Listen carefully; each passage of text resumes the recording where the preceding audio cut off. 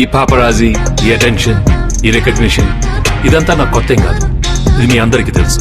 కానీ వాళ్ళకి మీరు అదే అనుకుంటున్నారు కదా. వాసవి ఆనంద నిలయంలో నచ్చిన ఫ్లాట్ తీసుకొని ఎవరైతే జీవితాన్ని పరిపూర్ణం చేసుకుంటారో వారిని కూడా అందరూ సెలబ్రిటీలా చూస్తారు. వాసవి ఆనంద నిలయం, abode of happy living at LB Nagar.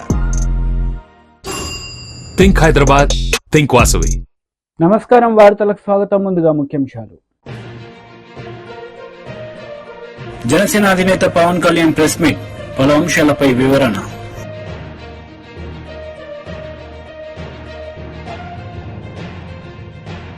మాజీ మంత్రి గుడివాడ అమర్నాథ్ ప్రెస్ మీట్, పలు అంశాలపై వివరణ. Janasena leader Pawan Kalyan press meet నిర్వహించారు. ఈ సందర్భంగా పలు అంశాలపై ఆయన మాట్లాడారు. వీటన్నిటికీ మీకు నిధులు కొరత, అంతే కదా, బేసిక్ నిధులు కొరత.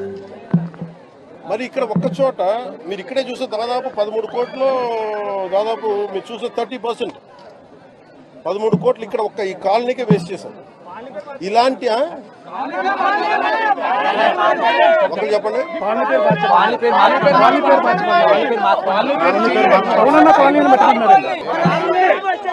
ఇది కాలనీ పేరు మార్చుకోవడం మీరు అందరూ కోరుకొని, అలాగే మీరందరూ కోరుకొని. ఒక నిమిషం, కాలనీల పేర్లు ఎందుకు నాయకుల పేర్లు ఉండకూడదు చెప్తా. వాళ్ళ జేబులో డబ్బులు కాదు. అందుకని మనం చేయాల్సిందంటే నేల కోసం పనిచేసిన నాయకుల పేర్లు పెడితే మంచిది. అదే మన జాతీయ నాయకులు చాలా మంది ఉన్నారు, రాష్ట్ర స్థాయి నాయకులు ఉన్నారు, పిఠాపురం మహారాజు గారు ఉన్నారు. అలాంటి గొప్ప మహానుభావుల పేర్లు పెడితే మంచిది. నిజంగా అలాంటి కోరుకుంటాం.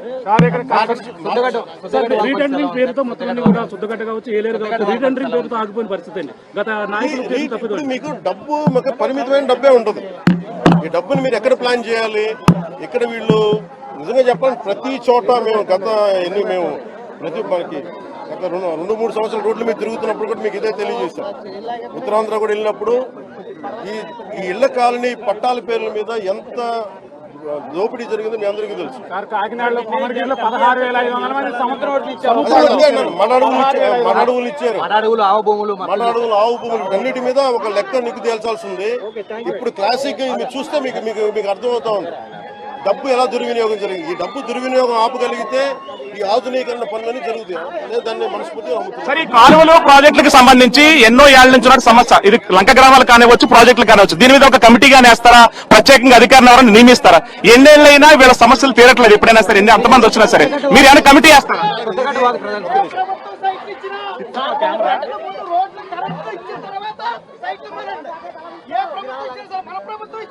కరెక్ట్, నేను అది ఏకీపిస్తాను నీ మాట. నిజంగా ఇన్ఫ్రాస్ట్రక్చర్, కరెంటు, లైట్లు, నీళ్లు, డ్రైనేజ్ లేకుండా లేఅవుట్లు వేయకూడదు.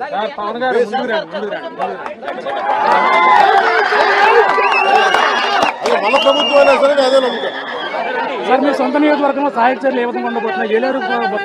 ఇది నేను ముందు నుంచి కూడా అధికారుల సంసిద్ధత ఎలా ఉంది, ఏ స్థాయిలో ఉంది అనేది ఫస్ట్ నేను ముందు నుంచి ఫోన్ లో మాట్లాడుతున్నాను. ఈ రోజు వచ్చి మొత్తం చేశాను అన్ని. బీజేపీ లీడర్ మీడియా సమావేశం నిర్వహించారు. ఈ సందర్భంగా పలు అంశాలపై ఆయన మాట్లాడారు. కాకపోవడం, 31,000 కోట్లు మాఫీ చేస్తామని చెప్పి ఏ రకంగా ఇవాళ మోసం చేశారో ప్రజలు గ్రహిస్తూ ఉన్నారు. దాదాపు ఈ 9 మాసాల పాలలో 450 పైగా రైతులు ఆత్మహత్య చేసుకోవడం అంటే ఇంత దారుణమైన పరిస్థితి దేశంలో ఎక్కడా లేదు. ఇది కాంగ్రెస్ మార్పు పాలనకు ఇవాళ తెలంగాణ, అటు కర్ణాటక, హిమాచల్లో కూడా ఏ రకంగా ఇవాళ కాంగ్రెస్ అంటే పెట్టింది పేరు అవినీతి, అక్రమాలు, లేదా ఇవాళ ఢిల్లీకి గులాంగా మారడం, అన్నదాతలను వంచింది.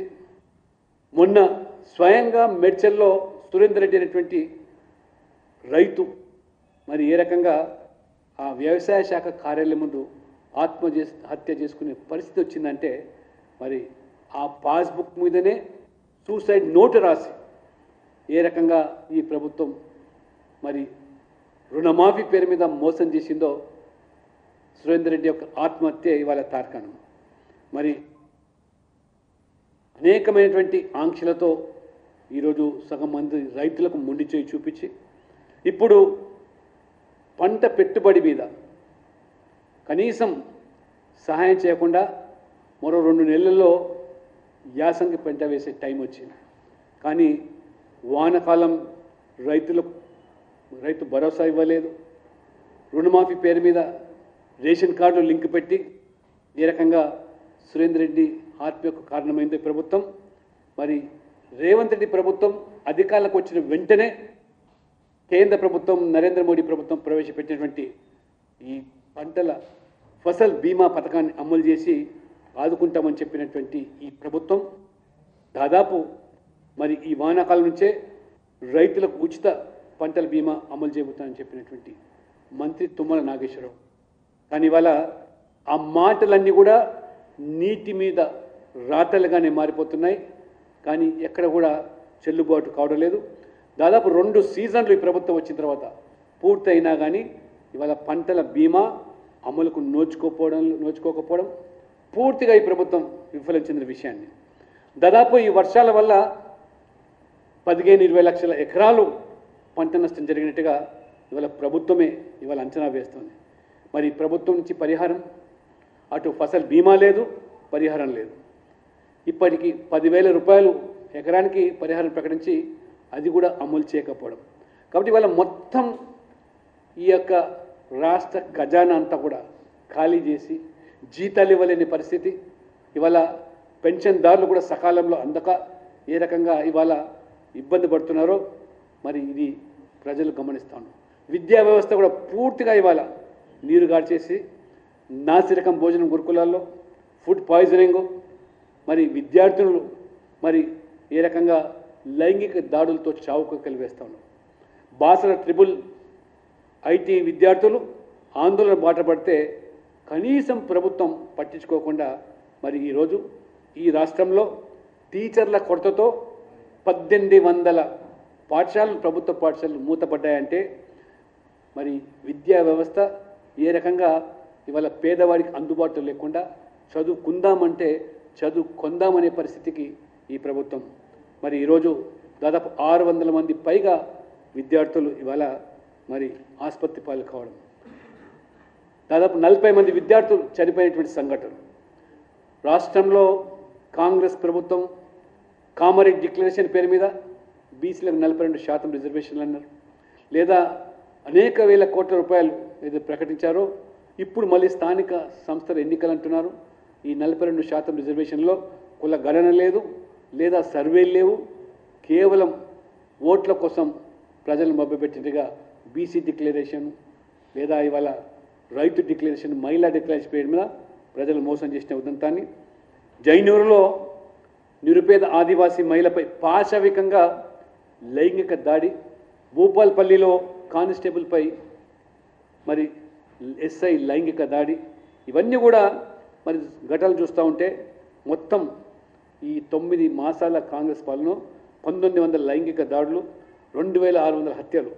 మరి ఇప్పటికైనా ముఖ్యమంత్రి గారు కళ్ళు తెరిచి కేవలం మాటల తూటాలతో కాదు, పత్రికల ప్రకటనలతో కాకుండా ఆచరణలో మరి ఇవాళ మరి మీరు ఇచ్చిన హామీలు కానీ, గ్యారెంటీలు కానీ, శాంతి భద్రత సమస్యలు కానీ మీరు మొద్దు నిద్ర వీడనాడి ఆ రకంగా ప్రభుత్వం ప్రజాక్షేత్రంలో ప్రజల అవసరాలు తీర్చడంలో మరి పనికి శ్రీకారం చుట్టాలని చెప్పి కూడా భారతీయ జనతా పార్టీ డిమాండ్ చేస్తూ, రాజకీయాల కోసం బీఆర్ఎస్ కాంగ్రెస్ పోటీపడి ఆరోపణలు ప్రత్యారోపణలు తప్పితే గతంలో బీఆర్ఎస్ వైఫల్యాల పట్లనే ప్రజలు విసుగు చెంది మీకు అవకాశం ఇస్తే మరి ఇవాళ సంవత్సరం పూర్తి కాలేదు, ప్రజల్లో ఈ ప్రభుత్వం పట్ల వ్యతిరేకత. కాబట్టి ఈ ప్రభుత్వం కేవలం ప్రజలను జలగల మరి ఏ రకంగా రక్తాన్ని పీడిస్తుందో, మరి ఏ ప్రభుత్వ కార్యాలయం చూసినా అనుమతులు లేవు, ఇవాళ అభివృద్ధి లేదు, పూర్తిగా ఎక్కడ చూసినా ఇవాళ కాంట్రాక్టర్లు బిల్లులు లేకుండా ఒక్క కొత్త పని కూడా చేపట్టడానికి సిద్ధంగా లేరు. ఇది కాంగ్రెస్ మార్కు పాలన అని చెప్పి కూడా దీన్ని ప్రజలు భావిస్తున్నారు. ఇప్పటికైనా ముఖ్యమంత్రి కళ్ళు తెరుచుకొని మరి వెంటనే మరి ఆచరణలో ఇచ్చిన హామీలు. వైసీపీ లీడర్ మీడియా సమావేశం నిర్వహించారు. ఈ సందర్భంగా పలు అంశాలపై ఆయన మాట్లాడారు. ఆలోచన ఇవన్నీ కూడా ఈరోజు ఒక్కసారి చూస్తే ఇదేం కొత్త విషయమేం కాదు, జరగనటువంటి విషయమేం కాదు, జరగరాని విషయం ఏంటంటే కాదు. బుడమేరకు సంబంధించి ఎప్పుడో ఈ పేపర్ వచ్చి 39/1964 పేపర్, ఇది ఆంధ్రపత్రిక. అంటే 60 సంవత్సరాల నాడే దాదాపుగా మనం అనుకున్నటువంటి స్థాయిలో బుడమేరుకి వరద రావడం జరిగింది. ఆ రోజు 10 మంది మరణించారు, 10 మంది గల్లంతయ్యారని చెప్పి వార్తలు వచ్చాయి. చంద్రబాబు నాయుడు నాది రియల్ టైం గవర్నెన్స్ అంటున్నాడు, నేను బ్రహ్మాండమైనటువంటి పరిపాలన అంటున్నాడు. ఈరోజు సూర్యచంద్రులు చూడలేనటువంటిది కూడా ఈ చంద్రబాబు చూస్తాడని పదే పదే మాట్లాడుతున్నాడు. ఈరోజు చంద్రబాబు నాయుడు పరిస్థితి ఏ విధంగా తయారైందంటే, రోజులు గడిచే కొంది వాస్తవాలు మరుగున పెట్టి ప్రభుత్వ వైఫల్యాన్ని కప్పిపుట్టి ఈరోజు వైఎస్ఆర్ కాంగ్రెస్ పార్టీ ప్రభుత్వం మీద, జగన్మోహన్ రెడ్డి గారి మీద, అదేవిధంగా మాట్లాడినటువంటి వాళ్ళ మీద కక్ష సాధింపులకు పాల్పడేటువంటి పరిస్థితి ఏర్పడింది. ఈరోజు మేము అడుగుతున్నాం, మిమ్మల్ని మీరు సమాధానం చెప్పాల్సినటువంటి అవసరం ఉంది. ఈరోజు ఏదైతే ఎన్ని రకాలైనటువంటి వైఫల్యాలు ఉన్నాయో, కృష్ణానది మీద ఉన్నటువంటి శ్రీశైలం కావచ్చు, నాగార్జున సాగర్ కావచ్చు, పులిచింతలు కావచ్చు, వీటిల్లో ఫ్లాష్ ఫ్లడ్ వస్తే ఏదైనా మీరు దానికి సంబంధించినటువంటి ఫ్లడ్ కుషన్ ఏర్పాటు చేశారా? ఎందువల్ల చేయలేకపోయారు? ఇది మీ ప్రభుత్వ వైఫల్యమా కాదా? ఈరోజు అక్కడ ఉన్నటువంటి ఇరిగేషన్ ఇంజనీర్ ఏం చెప్తున్నాడు, ఒక్కరోజు ముందే దాదాపుగా దీనికి ఫ్లడ్ వస్తుంది కాబట్టి నీరు విడుదల చేస్తామని చెప్పాము అని అన్నాడు. దాన్ని స్పెషల్ చీఫ్ సెక్రటరీగా ఉన్నటువంటి రెవెన్యూ సిసోడియా గారు కూడా మాకు ముందే తెలిసింది అని చెప్పి ధృవీకరించాడు. మీకు విషయం ముందు తెలిసినా ప్రజల ప్రాణాల మీద మీకు విలువ లేదు కాబట్టి, ప్రజల ప్రాణాలను మీరు లెక్క చేయలేదు కాబట్టి, ప్రజల ప్రాణాలను తృణప్రాయంగా భావించారు కాబట్టి అంత పెద్ద విపత్తు సంభవించడానికి కారకులయ్యారు. ఇది పూర్తి స్థాయిలో ప్రభుత్వ వైఫల్యం. ఈరోజు ప్రాణాలు కోల్పోయినటువంటి ప్రతి ఒక్కరి ప్రభుత్వ హత్యలుగానే భావించాల్సినటువంటి పరిస్థితి. ఈరోజు చంద్రబాబు నాయుడు గారు రోజు 3 ప్రెస్ మీట్లు పెడుతున్నాడు, పెట్టి ఆయన భుజం ఆయనే తట్టుకుంటున్నాడు, ఎవరు తట్టాల్సినటువంటి పని లేకుండా ఆహా ఓహో బ్రహ్మాండంగా చేశామని చెప్పని ఈరోజు మాట్లాడుకునేటువంటి పరిస్థితి ఏర్పడింది. మీరు ఎందువల్ల ఈరోజు పాపం ప్రజల్ని ముందుగా తరలించలేకపోయారు? మీకు తరలించడం చేతగా లేదు. మీ రెవెన్యూ సెక్రటరీ చెప్పాడు 2 లక్షల మందిని ఎక్కడ తరలిస్తామని, కనీసం అప్రమత్తం చేశారా? పాపం ముసలివాళ్ళు, చిన్నపిల్లలు, బాలింతలు, గర్భవతులు, ఆరోగ్యం బాగలేనటువంటి పాపం, వైద్యం కోసం ఉండాల్సినటువంటి పాపం రోగులు, వీళ్ళందరినీ మీరు వదిలిపెట్టి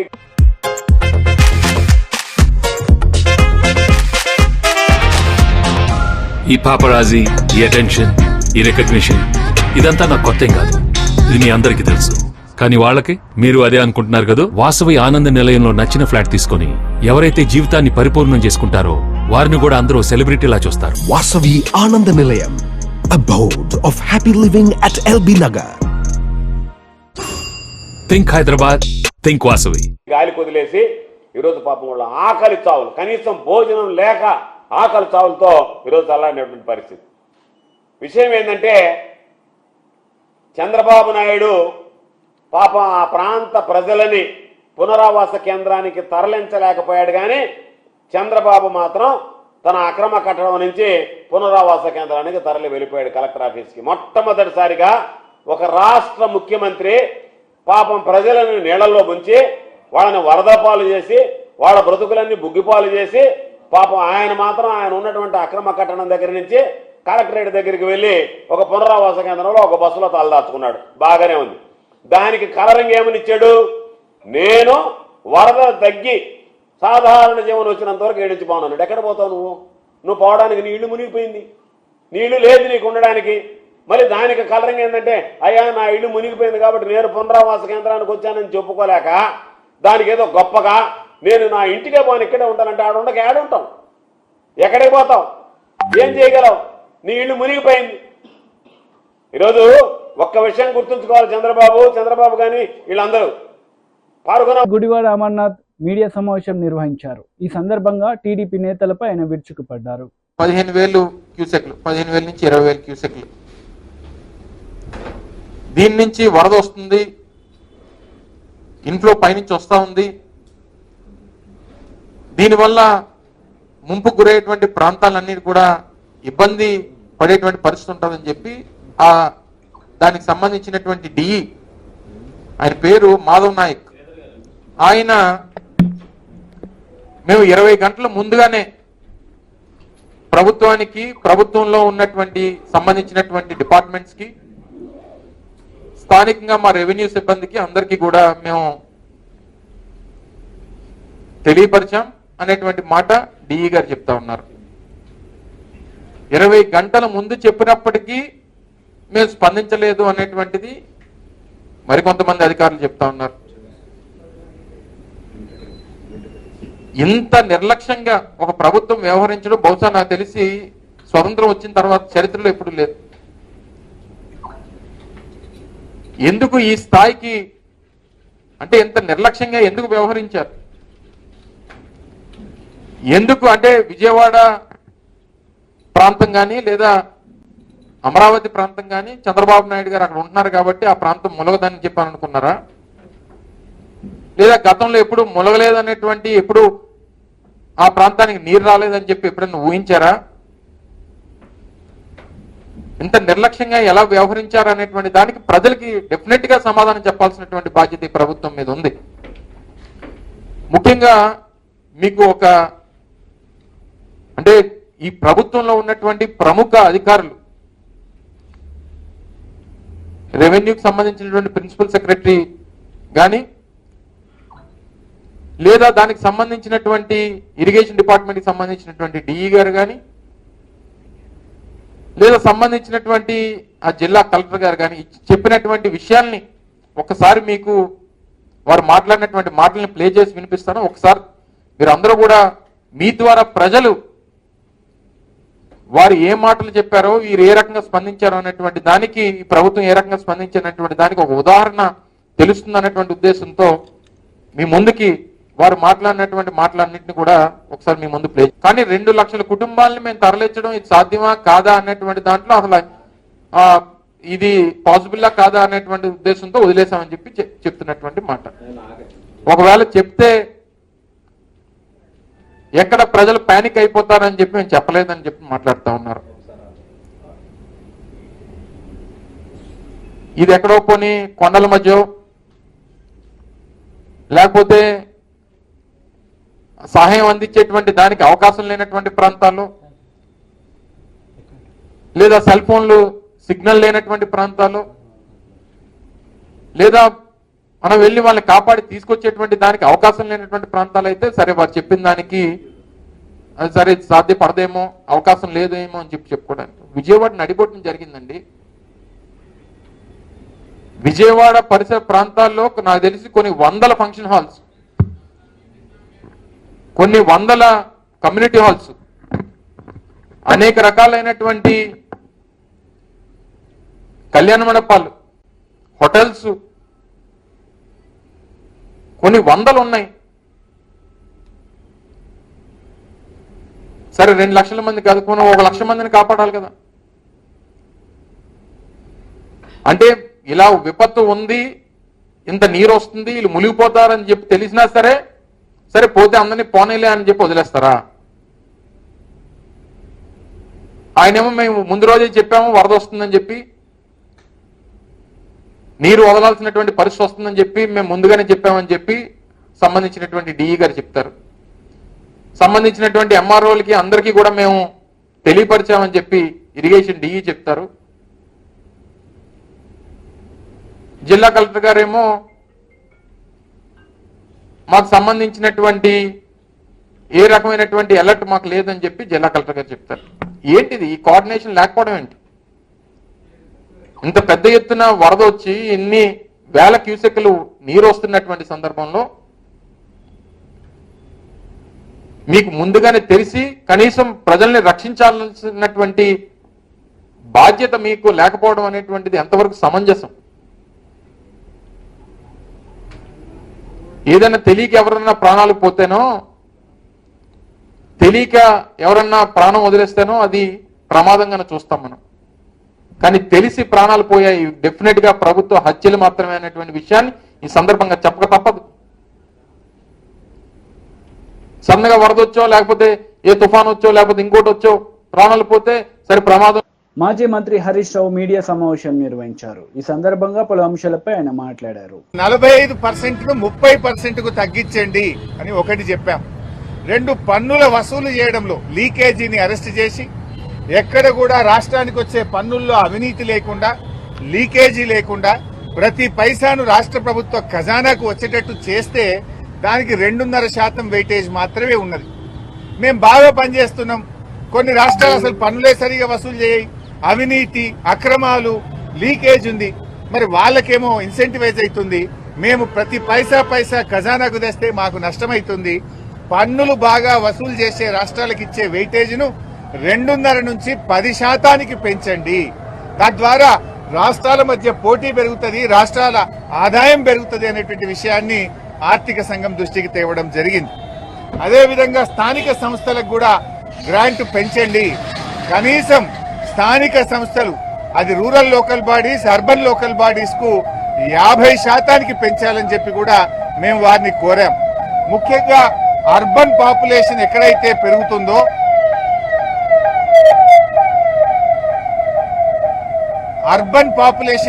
పెరుగుతుందో ఆ రాష్ట్రాల గ్రాంట్స్ తగ్గుతా ఉన్నాయి. తెలంగాణలో పట్టణీకరణ వేగంగా జరుగుతూ ఉంది కనుక తెలంగాణ లాంటి రాష్ట్రం నష్టపోకూడదు.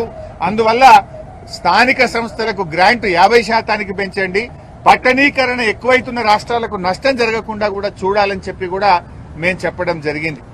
అదేవిధంగా కరోనా సమయంలో కేంద్ర ప్రభుత్వం మరి క్యాపిటల్ ఎక్స్పెండిచర్ ఎక్కువ చేయాలని, ఎకానమీ పెరగాలని, ఉద్యోగాల కల్పన జరగాలని అధిక అప్పులను రాష్ట్రాలకు ఇచ్చి ఖర్చు పెట్టించారు. అది రాష్ట్రాలకు భారంగా మారింది. ఆ అప్పులను కేంద్రమే తీసుకునే విధంగా రికమెండేషన్ ఇవ్వాలని చెప్పి కూడా మేము కోరడం జరిగింది. అదేవిధంగా తెలంగాణ మరి ఒక ప్రత్యేకమైన పరిస్థితి. కృష్ణా గోదావరి నదులు 70 మీటర్ల నుంచి 150 మీటర్ల ఎత్తులో ప్రవహిస్తుంది. తెలంగాణ ప్రాంతమంతా కూడా మరి 300 నుంచి 600 మీటర్లలో తెలంగాణ భూభాగం ఉంటుంది. ఈ ప్రాంతానికి నీళ్లు రావాలంటే లిఫ్ట్ ఇరిగేషన్ తప్ప ఇంకొక మార్గం లేదు. అందుకే కేసీఆర్ గారి నాయకత్వంలో పెద్ద ఎత్తున రాష్ట్రంలో లిఫ్ట్ ఇరిగేషన్ ప్రాజెక్టులు కట్టాం. తద్వారా మనము పెద్ద ఎత్తున పంటలకు సాగునీరిచ్చి వ్యవసాయ విస్తరణ జరిగింది. దేశంలోనే అత్యధిక వరి పంట పండే రాష్ట్రంగా కేసీఆర్ గారు తెలంగాణను మార్చిన విషయాన్ని ఆర్థిక సంఘం దృష్టికి తీసుకుపోయాం. అందువల్ల ఈ లిఫ్ట్ ఇరిగేషన్ స్కీముల మెయింటెనెన్స్ కు కనీసం ఒక 40,000 కోట్ల రూపాయలు కేటాయించాలని 16వ ఆర్థిక సంఘంను కోరాం. అదేవిధంగా పాలమూరు ఎత్తిపోతల పథకానికి జాతీయ ప్రాజెక్టు హోదా ఇవ్వాలని, పక్కన ఆంధ్రప్రదేశ్ కి ఇచ్చారు, కర్ణాటకకి ఇచ్చారు, ఉత్తరప్రదేశ్ కి ఇచ్చారు. తెలంగాణకు అన్యాయం చేస్తుంది కేంద్ర ప్రభుత్వం. టీడీపీ లీడర్ మీడియా సమావేశం నిర్వహించారు. ఈ సందర్భంగా పలు అంశాలపై ఆయన మాట్లాడారు. వచ్చారు అమరావతిలో ఇన్సైడ్ ట్రైనింగ్ అంటారు, అమరావతిలో ఏదో తప్పు జరిగిపోయిందంటారు, లక్షల కోట్లు తప్పు జరిగిందంటారు. ఎక్కడైనా ₹1 వేస్ట్ చేశారని రుజువు చేశారా అని నేను అడుగుతున్నా.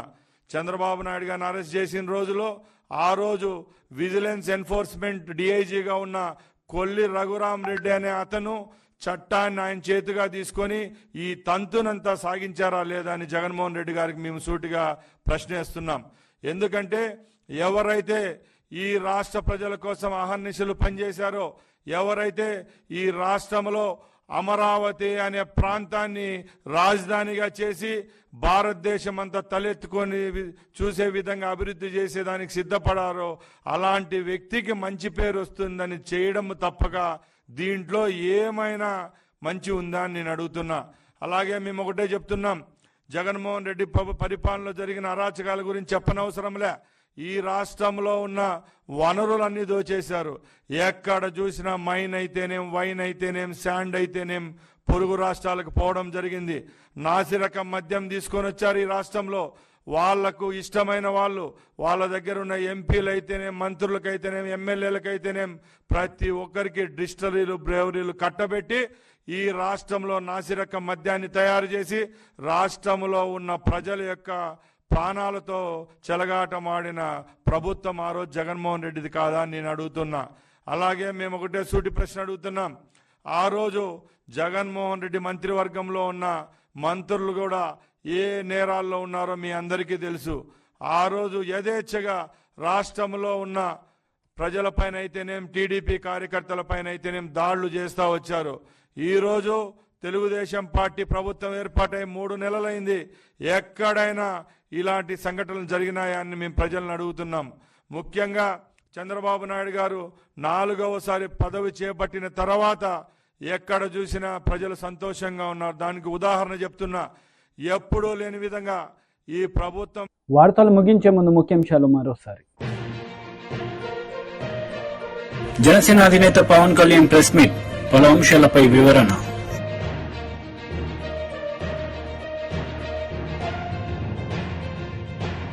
మాజీ మంత్రి గుడివాడ అమర్నాథ్ ప్రెస్ మీట్, పలు అంశాలపై వివరణ. ఈ వార్తలు ఇంతటితో సమాప్తం. తిరిగి ప్రసారమయ్యే వార్తల్లో మళ్ళీ కలుద్దాం. అంతవరకు సెలవు. నమస్తే.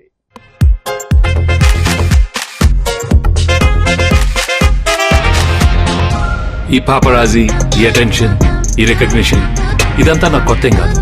ఇది మీ అందరికీ తెలుసు. కానీ వాళ్ళకి మీరు అదే అనుకుంటున్నారు కదా. వాసవి ఆనంద నిలయంలో నచ్చిన ఫ్లాట్ తీసుకొని ఎవరైతే జీవితాన్ని పరిపూర్ణం చేసుకుంటారో వారిని కూడా అందరూ సెలబ్రిటీలా చూస్తారు. Vasavi Ananda Nilayam, abode of happy living at LB Nagar. Think Hyderabad, think Vasavi.